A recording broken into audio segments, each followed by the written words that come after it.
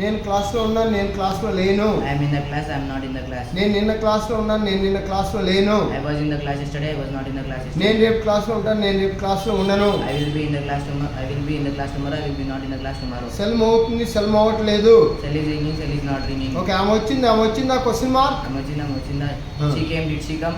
Very good. Okay right. అతనికి homework ఉంది, అతనికి హోంవర్క్ లేదు. Then homework only.